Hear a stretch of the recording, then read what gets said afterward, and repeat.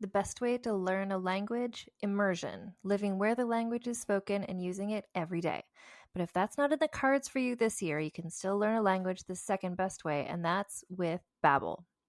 Be a better you in 2024 with Babbel, the science-backed language learning app that actually works. Don't pay hundreds of dollars for private tutors or waste hours on apps that don't really help you speak the language. Babbel's quick 10-minute lessons are handcrafted by over 200 language experts to help you start speaking a new language in as little as 3 weeks. Babbel's designed by real people for real conversations. Babbel's tips and tools are approachable, accessible, rooted in real-life situations, and delivered with conversation-based teaching so you're ready to practice what you've learned in the real world. For instance, I've been using Babbel's convenient courses to help me learn basic conversational skills in German while I'm getting ready for a little trip I'm planning. It's not a language I'd ever studied before, but I find the lessons really easy and kind of like hand-holding me through learning a completely new language to me. And it's reassuring to know that with the help of Babbel, I'll be able to greet people, order food, and ask for directions without having to consult language apps while I'm in Deutschland. I'm still learning. Studies from Yale, Michigan State University, and others continue to prove Babbel is better. One study found that using Babbel for 15 hours is equivalent to a full semester at college. Babbel has over 16 million subscriptions sold. Plus, all of Babbel's 14 award-winning language courses are backed by their 20-day money-back guarantee. Here's a special limited-time deal for our listeners. Right now, get up to 60% off your Babbel subscription, but only for our listeners at babbel.com/vulgar. Get up to 60% off at babbel.com/vulgar, spelled BABBEL.com/vulgar. Rules and restrictions may apply. There's no better feeling than a personal win, and the State Farm Personal Price Plan can help you do just that. Talk to a State Farm agent today to learn how you can bundle and save with the Personal Price Plan. Like a good neighbor, State Farm is there. Prices are based on rating plans that vary by state. Coverage options are selected by the customer. Availability, amount of discounts and savings, and eligibility vary by state. Hey, so before we get into today's episode, I wanted to let you know about a podcast that I'm pretty sure you're going to like that is called Bad Women, hosted by historian Hallie Rubenhold. And if you're like, I recognize that name, that's because I recommended her book a few episodes ago. She wrote a book called The Five that was about 5 of the women who were killed by Jack the Ripper. And her podcast, Bad Women, expands on the same stuff that she talks about in her book. So on Bad Women, historian Hallie Rubenhold uncovers the real lives of Jack the Ripper's victims, revealing the discrimination that put them in his path, the same sort of misogyny women still face today. This show challenges established theories about the murders, causing many supposed Ripper experts to see red. Find Bad Women wherever you get your podcasts. Like where you're listening to this, you can find Bad Women, that same place.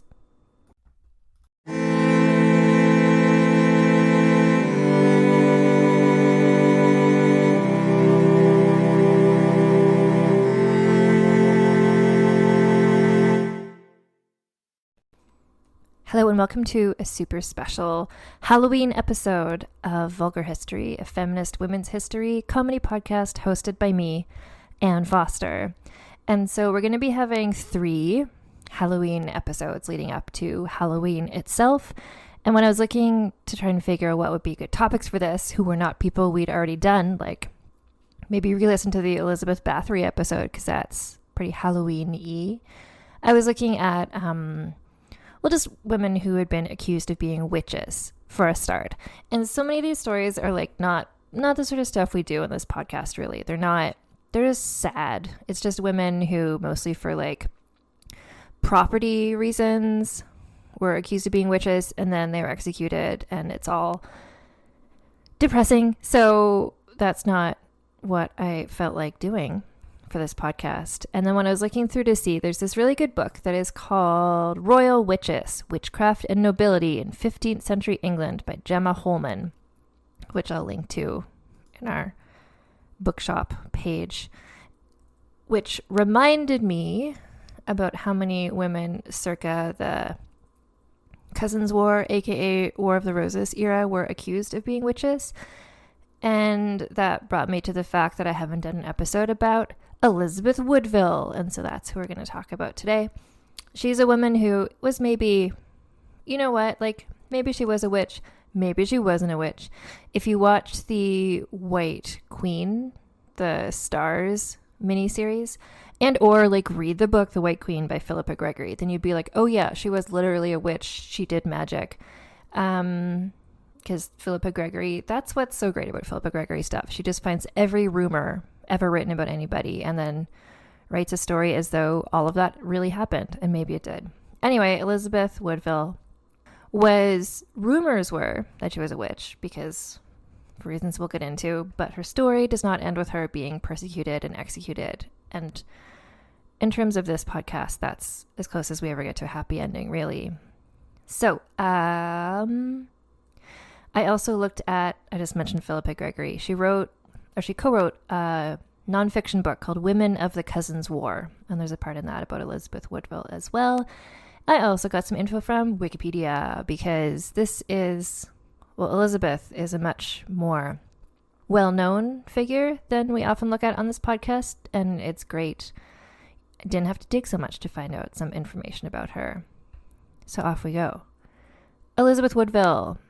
So we don't really know when she was born, because it was in the 15th century in England, and she was a girl, and slash just like a person. She was not a king. Like, people just didn't care about astrology in the same way then. We don't know when she was born, but probably around 1437. She was the eldest child of a very exciting and controversial couple who were Sir Richard Woodville, who was just like a normal guy, a knight, but not like a royal. And her mother was Jacquetta of Luxembourg, who was, we're going to talk about Jacquetta because you can't talk about Elizabeth without getting into what her mother's deal was. So Elizabeth's father, Richard, his family was wealthy but commoners. And when he married Jacquetta, it became a scandal because she was Jacquetta of Luxembourg, was the daughter of Peter I of Luxembourg and his wife Margaret of Baux.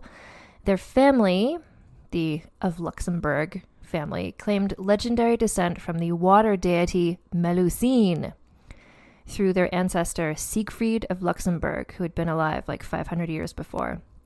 I'm going to talk more about Melusine, the legendary water deity, in a bit, but this is where some of the witch stuff comes from, because Jacquetta's family claimed to be descended from a kind of mermaid-witch-goddess. Again, we'll get into that in a bit. So Jacquetta of Luxembourg was married for the first time when she was 17 years old, and her husband was John of Lancaster, the first Duke of Bedford, who was the third son of Henry IV of England and Mary de Bohun. So Jacquetta became the niece-in-law of the English king. The marriage was only 2 years long. They had no children. He died, so she was a hot, sexy widow, age 19. And so let's see, at this point, the English king was like, okay, well, let's send her. I'm not sure where she was living, but it's like, let's send her back to England. Maybe they were in Luxembourg or France. I'm not sure. Maybe France? Anyway, basically, Jacquetta was not there. She was a widow, and she was the king's niece-in-law. And so the king sent... Actually, it looks like the king's changed by the time over the course of this marriage. Was it another Henry? What you need to know is that Jacquetta was sent to England, and the king sent to escort her Richard Woodville, who was this kind of trusted knight. And wouldn't you know it, these two people fell in love during the journey across from wherever they were to England. They fell in love and got super secret, sexy married without seeking the king's permission, because they were just like, this is it. This is happening. One might say, did Jacquetta cast a spell on him? I don't know. It would almost be the reverse, because this is like a step down for her, really. Anyway, when the king learned of the marriage, he refused to see them, but then they paid a fine of £1,000, and then he agreed to see them again, I guess. Their marriage between Jacquetta and Richard started on this scandalous note, and then it lasted a long time, and they had a lot of children. In fact, they had 14 children. And again, the oldest of them was Elizabeth Woodville, which is who we're talking about today, who was born maybe 1437 or so. We don't know much about Elizabeth's childhood, but her family were in a very powerful position throughout her youth, so she was probably quite well off, because Richard Woodville's family was wealthy, if common, And then Jacquetta was, a water witch / royal. Jacquetta outranked all ladies at royal court with the exception of the queen because of her lineage from Luxembourg. She's also a personal favorite of the king and queen, and so she enjoyed special privileges and influence at court. So again, Elizabeth probably had a pretty good privileged upbringing. When Elizabeth was around 15 years old, she married a man named Sir John Grey. They had 2 sons together. Here's what's interesting. So Sir John Grey and Elizabeth Woodville had these sons, and then those sons, like the Grey name, I think it's through them. But anyway, this is where the Jane Grey last name comes from, because Francis, remember? Francis Grey from the other season of this podcast? Anyway, this is where the Greys come from. So Sir John Grey was killed in a War of the Roses related battle, because this is the time when there's the Lancasters, there's the Yorks, they're fighting. I'm not going to explain all of that because I'll explain the stuff you need to know about it. But basically there's this civil war. It's the Cousins' War because they're all descendants of the same person. And it's like, who will be the king? Will it be the Lancasters or will it be the Yorks? And that's where the names come from on Game of Thrones. The Lannisters and the Starks. But I mean, what this means to Elizabeth at the time is just kind of like she has 2 sons and now she is a widow and she is 24 years old. And then about 3 years later, she secretly married King Edward IV, which is like, how did that happen? And that's what we're going to look at, because nobody really knows how that happened, which is the good thing, or I guess a thing, about secret marriages in the 15th century. No one really writes very good records of what happens because it was a secret and time has passed and they're good at keeping secrets. So this is a theory of what might have happened. This is from me looking at some theories, and then I kind of put together the most dramatic ones to make it Philippa Gregory style.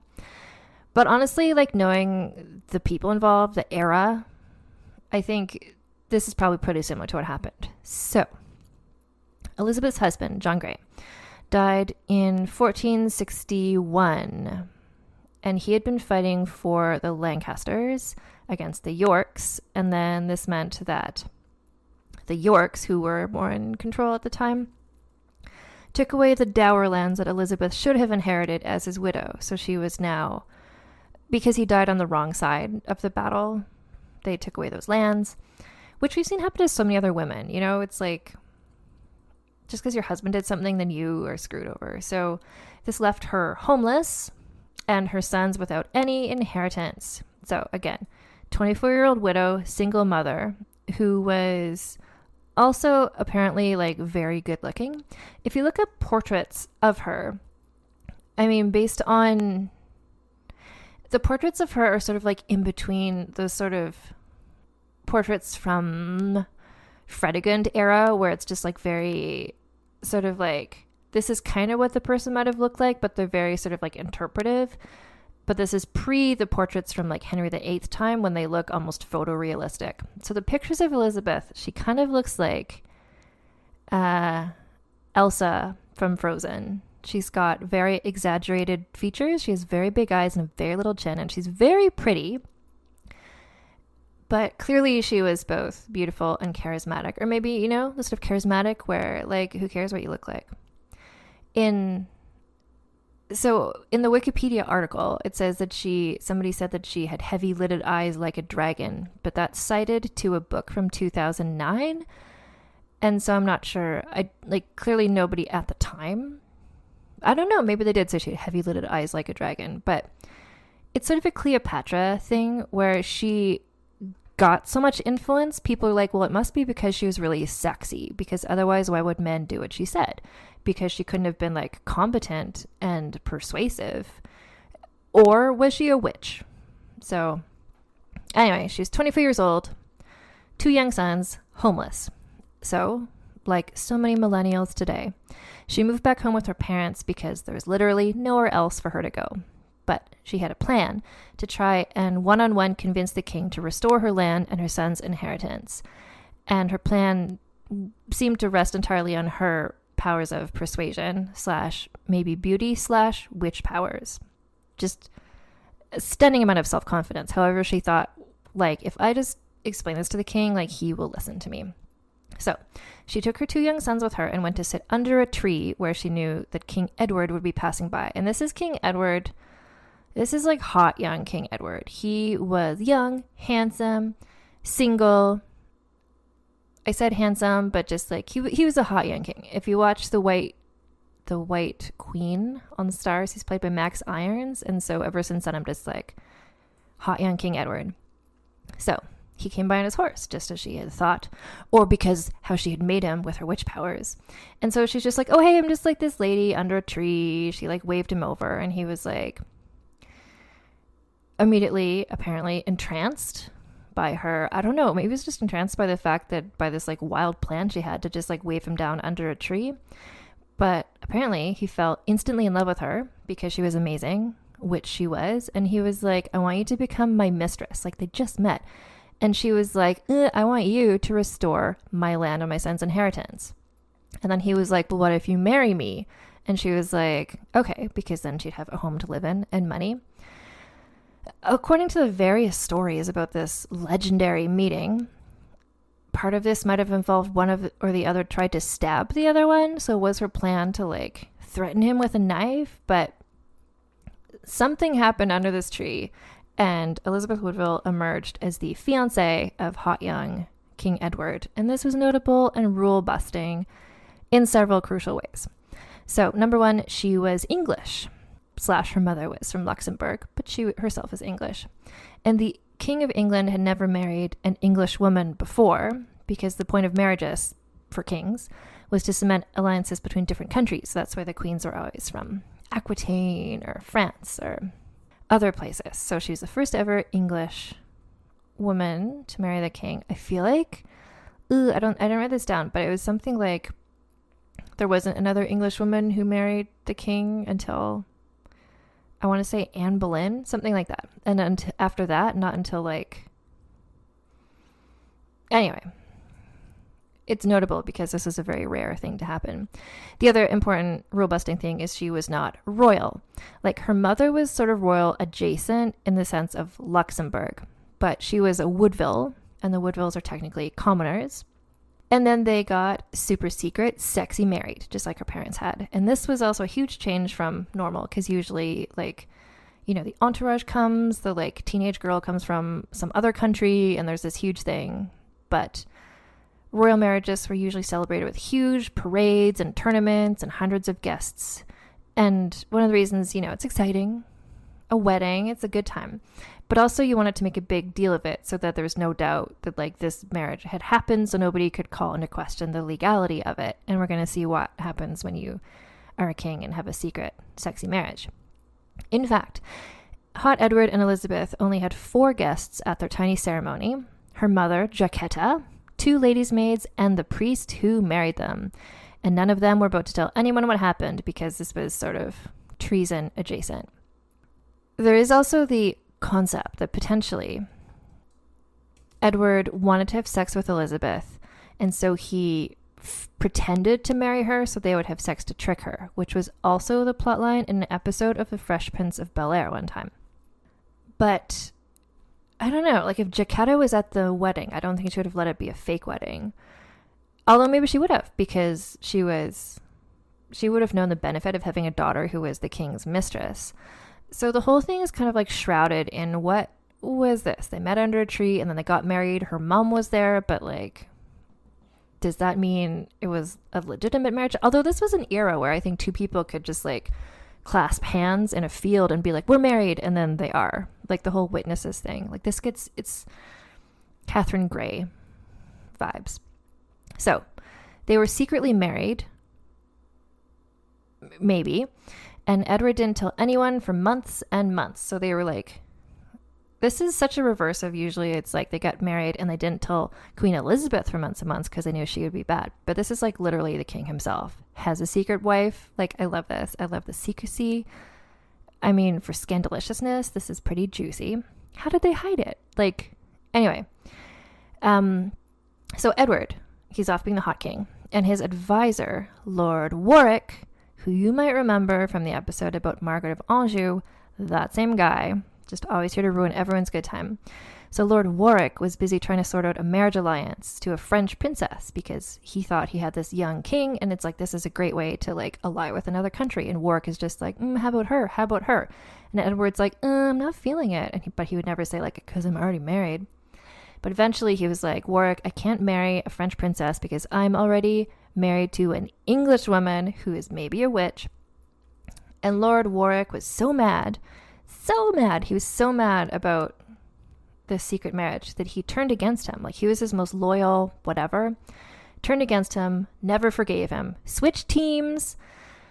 But now the secret was out in the open. And so Elizabeth Woodville became known as his wife, and she was crowned Queen of England, May 26th, 1465. So the king's mother, Hot Edward's mother, is a woman called Cecily Neville, who, again, like, I watched, like, The White Queen, I keep bringing it up because it was my first exposure to this story in general.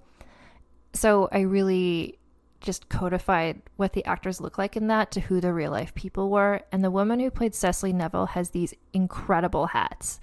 So whenever I think of Cecily Neville, I just think like huge, like hats, horns on them, like giant veils. Like, she's a pretty cool person. And I'll probably do an episode about her one time. Cecily Neville always has a soft spot in my heart because her name is Cecily. Among like 3 centuries of English history where every woman is called Elizabeth or Catherine, she's just like, oh, hey, I'm Cecily. No big deal. So Cecily, suspicious, hated Elizabeth because Elizabeth was technically a commoner and Cecily hadn't gone to choose her son's wife. So this whole thing of Edward choosing his own wife was like monumental. Like, everyone was just like, choose your own wife, marry for love? Like, what is this? Like, it just confused and made everybody mad. So Elizabeth had at least 2 major, like very powerful and ruthless enemies, Cecily and Warwick. And so wouldn't you know it, rumors started flying around that she was maybe a witch or something. You know, she was descended from Melusine. So, well, and the whole thing, people were like, that it would just throw everybody off. Like, the fact that, like, the king, all of it. Like, that he got married without telling anyone, that he got married without permission. He married an English woman who was a widow, who had children, like... And everyone was like, well, I guess it must be that she's a witch and she tricked him somehow, because that's the only way that they could make this make sense. And here's where we'll talk a bit about her alleged ancestor, Melusine. Oh, also, FYI, her mother, Jacquetta, was at one point like formally charged with witchcraft, but she was found not guilty. So, witchcraft. I think people just threw around at this time to just be like, this is a way to like maybe get a woman in trouble. But Melusine, or Melusina, is a figure of European folklore, a female spirit of fresh water in a holy well or river. She is usually depicted as a woman who is a serpent or a fish from the waist down, like a mermaid. She's sometimes illustrated with wings, 2 tails, or both. Her legends of Melusine, are especially connected with the northern and western areas of France, Luxembourg, and the Low Countries. So, she's just like a legendary character in like folklore history. One of the many stories about her is that Melusine was herself the daughter of the fairy Presine and King Elenas of Albany, now Scotland. Melusine's mother, a fairy, leaves her husband, the Scottish king, taking her daughters to the Isle of Avalon after he breaks an oath never to look in at her and her daughter in their bath. Okay, so this is like, you know the folk story, it's Halloween season, you know the one where it's like the woman with the yellow ribbon around the neck, and then it's like, don't ever take the yellow ribbon off the neck, and then when do you do? And then her head falls off. So I think it's like, they got married, and then she was like, just never look at me in the bath. And then in a Beauty and the Beast-like twist, you know, he can't help himself, and I guess he saw at that point that they had fish bottoms of their bodies. Let's see, the same pattern appears in stories where Melusine marries a nobleman only after he makes an oath to give her privacy in the bath. Each time she leaves the nobleman after he breaks that oath. Although I like that. I like that it's not the husband is like, you have a fish lower half, and he leaves. It's like, no, she's like, you broke your promise. I'm taking my children. Goodbye. So shape-shifting and flight on wings away from oath-breaking husbands also figure in stories about Melusine. So the dynasty that Jacquetta was a part of is the Limburg-Luxembourg dynasty, which ruled the Holy Roman Empire from 1308 to 1437, which is the year Elizabeth was born. Anyway, so when they were like, ooh, is Elizabeth a witch? They didn't have to reach very far to find reasons why she could be. But the accusations of witchcraft didn't ruin things for her because her husband loved her and it was all pretty pointless, like trying to act against her, because her relatives began gaining more and more influence around court, because her mother was like, again, like, I know I've mentioned this like so many times in so many episodes, but when I think of like a really powerful like matriarch of a family who just like fixes things for all of their children and their extended family, like it's a Kris Jenner situation. Like Jacquetta just really had so many good connections that paved the way to make things okay for Elizabeth. So yeah, Warwick scoots out to go team up with Margaret of Anjou or whatever part of the War of the Roses this is in. And Elizabeth and Edward are just like super happy together, which is rare and weird because, well, I guess there were probably other couples who were happy together, but for a king and queen to be like in love with each other is just like, ugh, what? Like that's not how it works to everybody there. So they had 3 daughters basically all in a row. But as we know from their descendant, Henry VIII's situation, and Fredegund and other people, it's very crucial for people with tentative claims to the throne to have a son in order to continue on the dynasty when you live in a wildly patriarchal, patrilineal situation. So 3 daughters. I'm sure they love them, but they're just like, a son would be great, because it was all pretty tentative, him being king, because of the whole War of the Roses going on. So Elizabeth became pregnant with her 4th child, just as Warwick came back to town in his new alliance with Margaret of Anjou to restore Henry VI to the throne. And that we talk about in the Margaret of Anjou episode, but how this affects Elizabeth. So this is kind of like a little shifting the angle to see like when Margaret of Anjou did this, how did this affect Elizabeth? So Warwick, Margaret of Anjou, and Henry VI, who was the king who Edward had replaced as king. When they were in town, they had their own powerful allies. So hot Edward, had no choice but to leave town and go into hiding.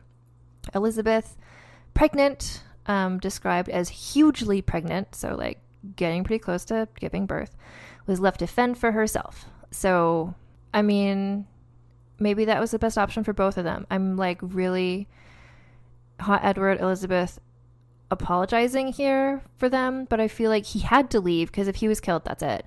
They still didn't have a son. They just had daughters. So like he had to not die. And then Elizabeth like couldn't travel with him. So I'm sure it was like, I'm picturing like a Princess Bride-esque moment where they have to part. Anyway, so very pregnant Elizabeth grabbed her 3 daughters and went to Westminster Abbey.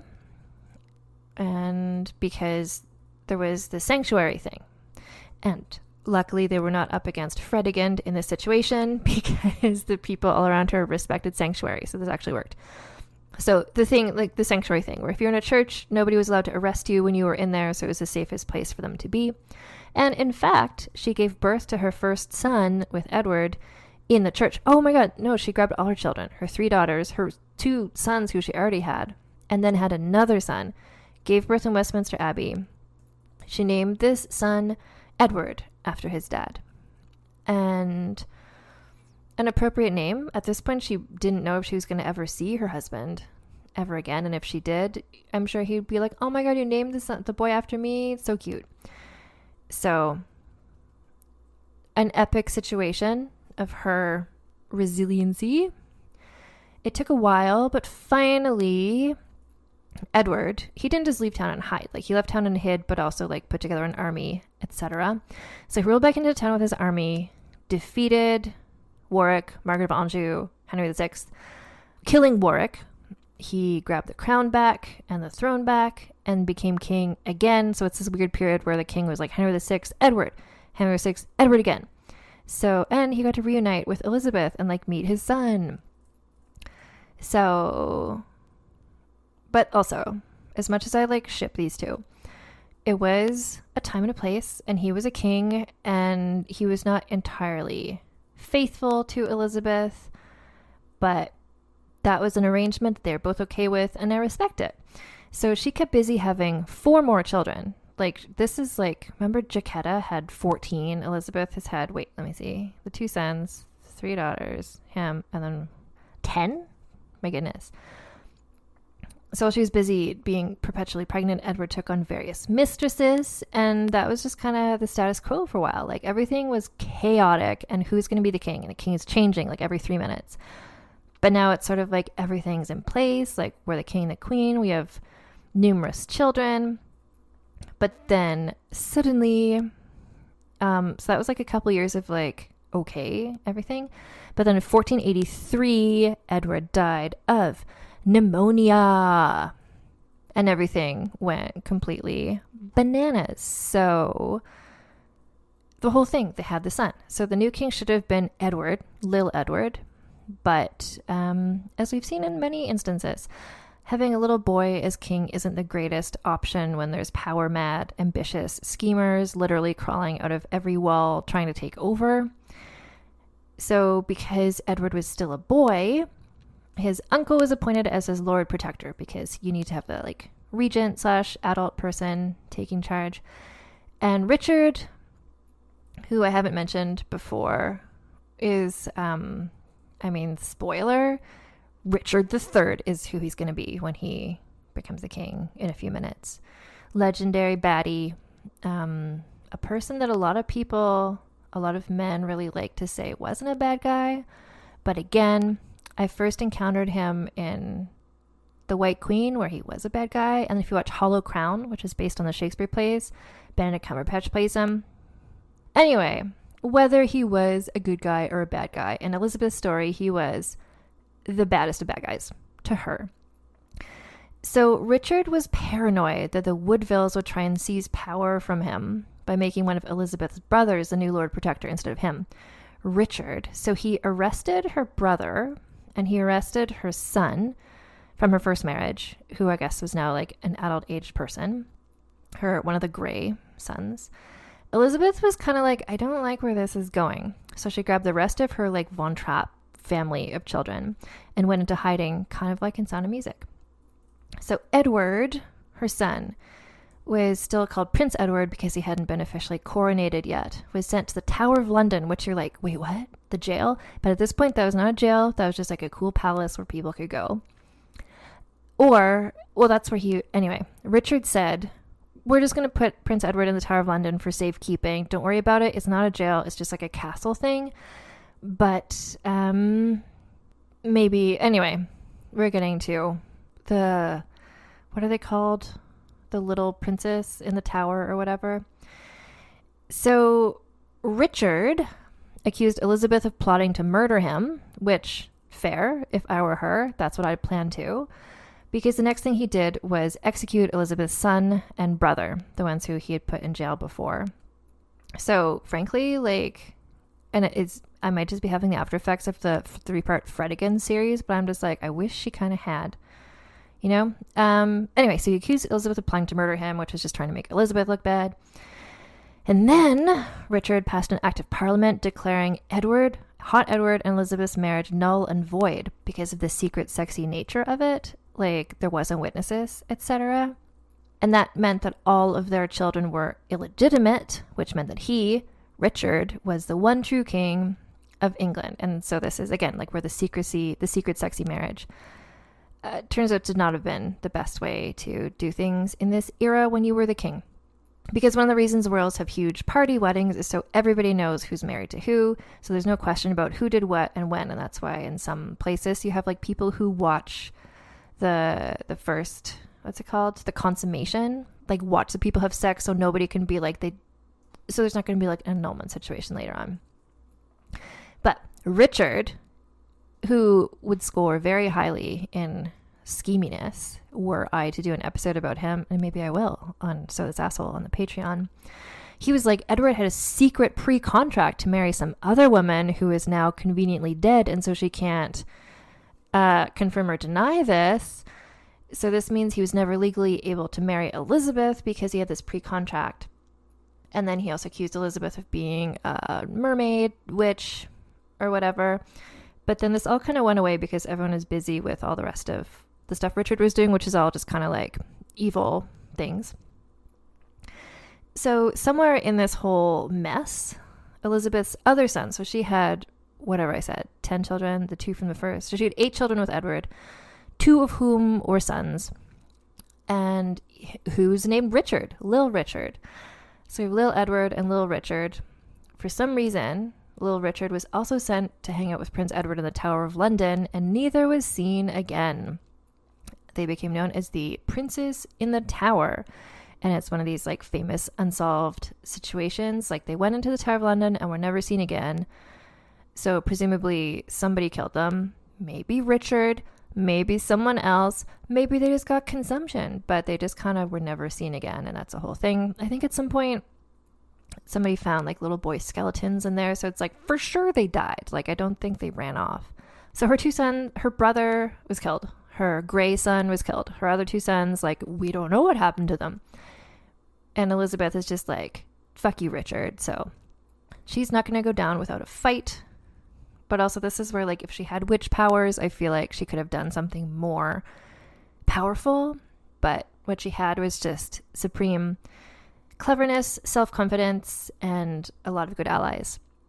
So she was now not the queen anymore because officially her marriage never happened. So she was now known officially as Dame Elizabeth Grey, which is, I like that because it reminds me of like Dame Judi Dench.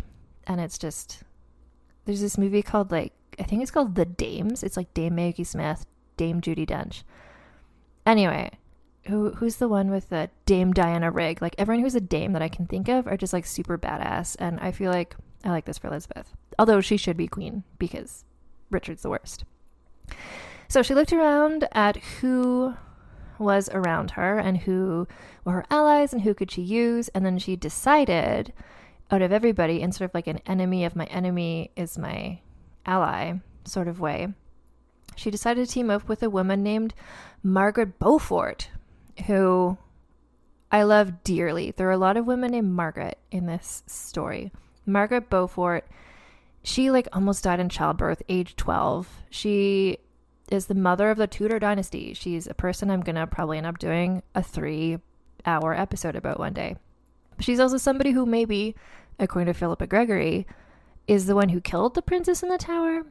Anyway, so Elizabeth and Margaret Beaufort had not been friends before, but now it's just kind of like, well, you know, I think we need to team up in this one instance. And so Elizabeth decided she was going to work with Margaret to get Margaret's son, Henry Tudor, to be the new king instead of evil Richard. So I'm not going to get into the family tree because this is just like, what was the other one that was so complex we did? I don't remember. But this is like, basically they were like, let's get Margaret's son, Henry Tudor, to be the king. And let's marry him to Elizabeth's daughter, also named Elizabeth, because let's just make this more confusing. Her daughter, Elizabeth of York. So what would happen is that Margaret's daughter, Elizabeth, is from like the York side. The Henry Tudor was, I guess, on the Lancaster side. Anyway, when they came together, it would join York and Lancaster, and it would be a new team, the Tudors. And that's where the Tudors were going to come from.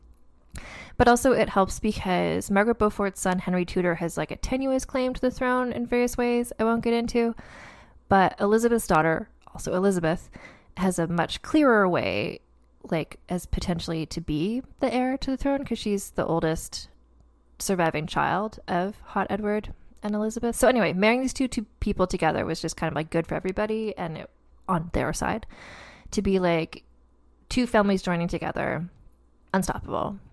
So Richard was doing sort of like is happening now, if you're keeping up with the Britney Spears story, kind of like what Britney Spears' dad is doing, where he's trying to be like, oh, I'm not a horrible villain. Like, these other people are worse than me, right? And it's like, no one believes you.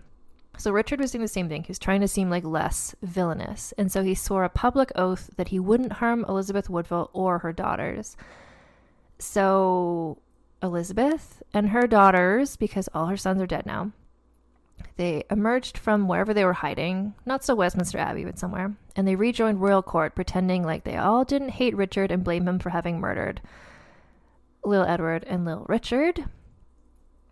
There is a rumor that I don't care for, but I can't not tell you, because again, Philippa Gregory really leans into it, which is that Lil Elizabeth, so Elizabeth's daughter, Elizabeth of York, was in love with Richard, who was her uncle. And that's just like, I think it's been quite widely debunked that didn't happen, because this isn't like ancient Egypt and people were not marrying their uncles in this situation. But anyway, there's that rumor. I choose to not believe that one, but if you watch The White Queen / The White Princess, that's one of the, it's like a love triangle. Anyway, so King Richard has a wife whose name is Anne Neville, and she died, and her story is sad, and maybe I'll do a podcast about her one day. And then Henry Tudor attacked. He defeated Richard at this famous thing called the Battle of Bosworth, which like people who are into making like miniatures and like recreating army fights, it's like a big thing for them.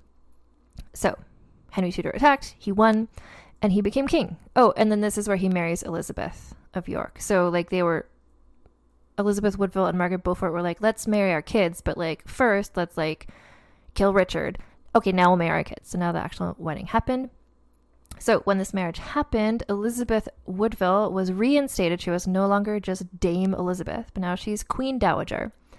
So which made her marriage to Edward and her children legitimate again.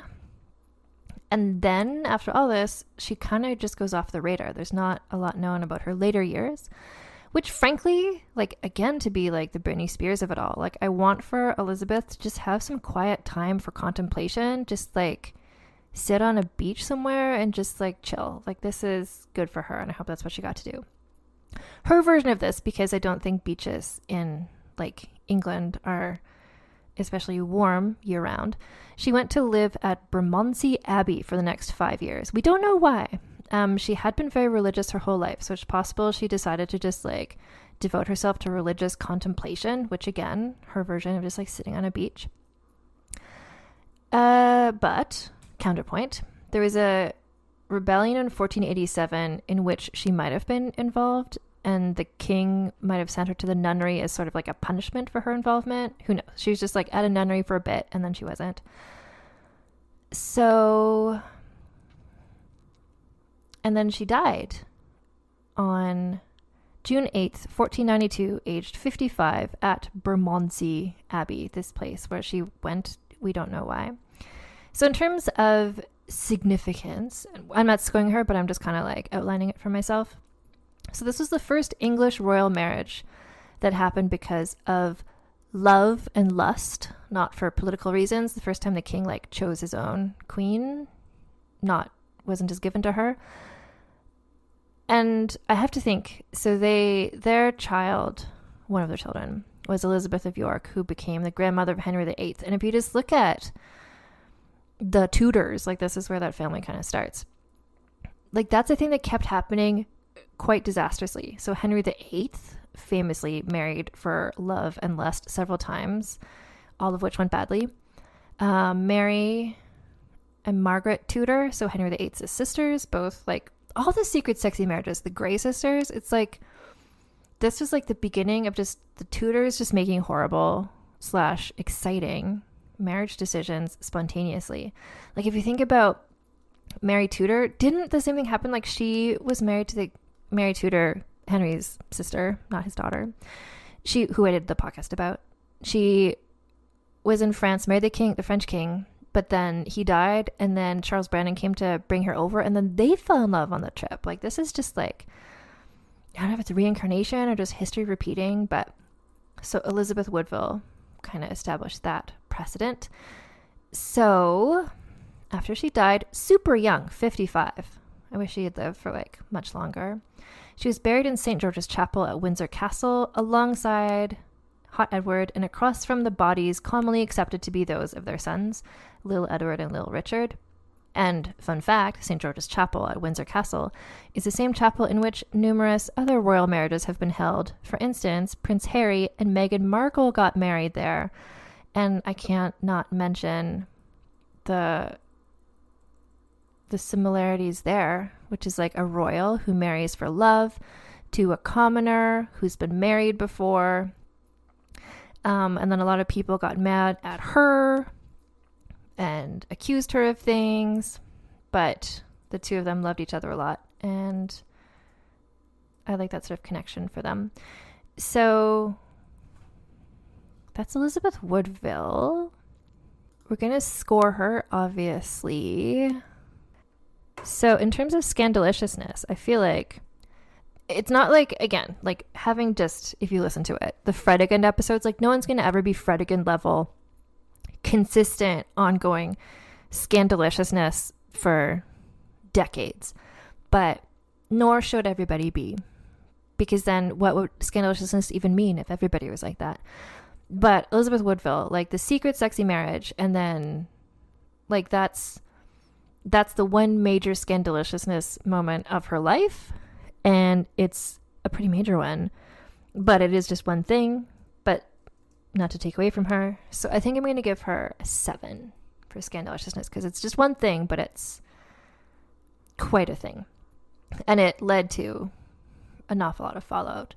Her scheminess, I think, is pretty good. Like, she's not, leading armies or whatever, but she's just like, this is happening. Okay, we're going to go to sanctuary. Okay, I'm going to team up with this person or that person. Like, given the small amount of power she had as a widow, as a very pregnant woman, as in all these situations, like she really seemed to always choose the best path. And maybe that was her witch power, was divining what to choose. For scheminess, I think I'm going to give her maybe also a 7. Significance, I think, is very high. Everything I just outlined. So being the first English woman to marry the king, the fact that their marriage led to the culmination of the Wars of the Roses, like the fact that she's the mother of the princess in the tower, like she's like her lineage, like often I just look at significance of like, well, who are their children and they become important. Like her grandson is Henry VIII, and then like Elizabeth I is like, like this really changed English history. So I think she gets a 10 for significance.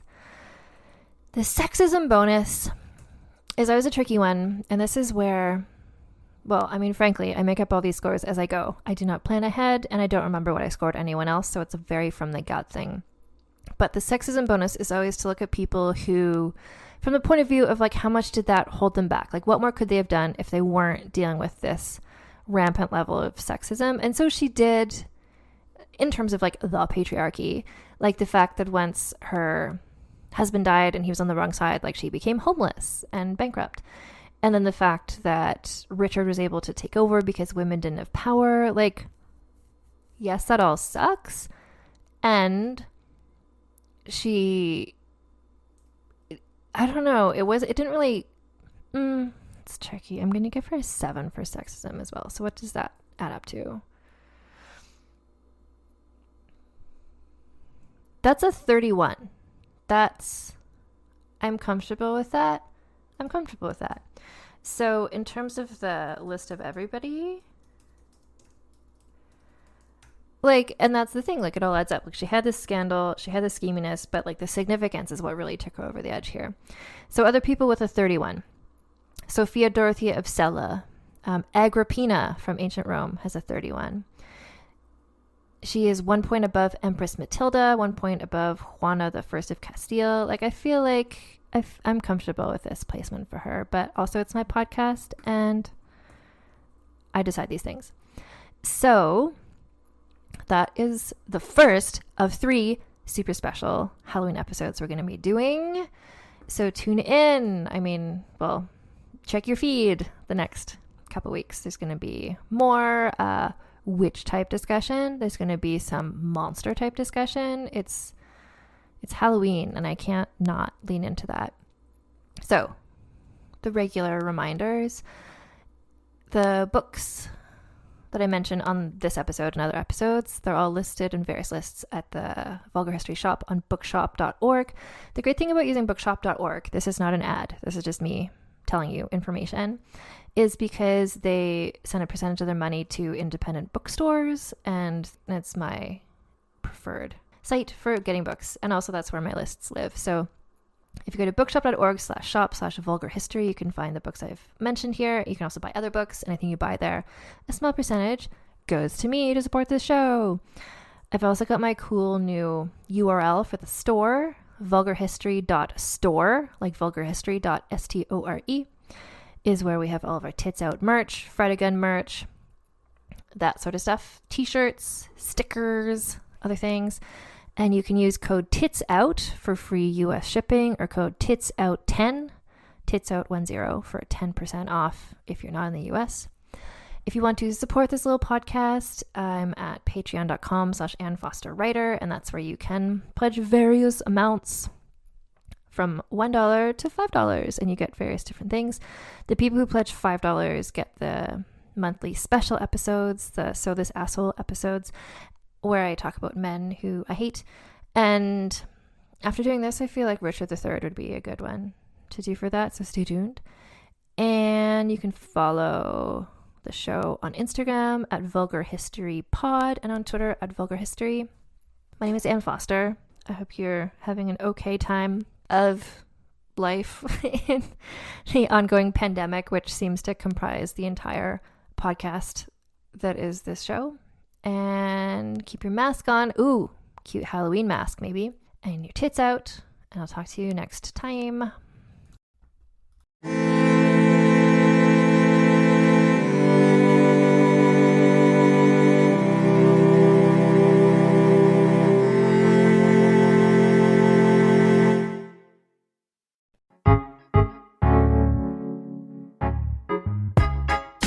I'm Laura Cathcart-Robbins, and I'm the host and creator of Only One in the Room podcast. Every week, my co-host Scott Slaughter and I invite you to join us for an hour and lose yourself in someone's incredible Only One story. We talk to the realest of real people, dealing with issues like infertility, addiction, human trafficking, and body shaming. Oh, and we want to be fair, so we talk to some celebrities too. Oscar winners, New York Times bestselling authors, supermodels, and even the most decorated U.S. Winter Olympian. Everyone is invited to share their Only One story with our listeners. This podcast is for anyone who has ever felt alone in a room full of people, which is to say that this podcast is for everyone. Download Only One in the Room wherever you listen to podcasts today. Hi, I'm Jennifer, a founder of the Go Kid Go Network. At Go Kid Go, putting kids first is at the heart of every show that we produce. That's why we're so excited to introduce a brand new show to our network called The Search for the Silver Lining, a fantasy adventure series about a spirited young girl named Isla who time travels to the mythical land of Camelot. Look for The Search for the Silver Lining on Spotify, Apple, or wherever you get your podcasts. I'm Brennan Storr. I'm Paul Bestall. We're the Ghost Story Guys. And every 2 weeks, we explore first-person stories of encounters with the paranormal from all around the world. Then we have some fun reacting to those stories. We like to say our goal is to scare the hell out of you, then make you laugh. Belief in the paranormal is not required. All you need is a love of great storytelling and curiosity about the world around you. Subscribe to the Ghost Story Guys now on your favorite podcatcher to hear episodes like High Strangeness in Chicago, The Mystery of Missing Time, and The Haunting of Vietnam, along with dozens of others. We've talked about mythical bridges, doppelgangers, haunted seaside towns, and so much more. Remember that story about the guy who was trapped inside a dream and something was hunting him? That was upsetting. Yes it was. Want us to help ruin your sleep? Come find the Ghost Story Guys on Apple Podcasts, Spotify, and everywhere else fine podcasts live, or at ghoststoryguys.com.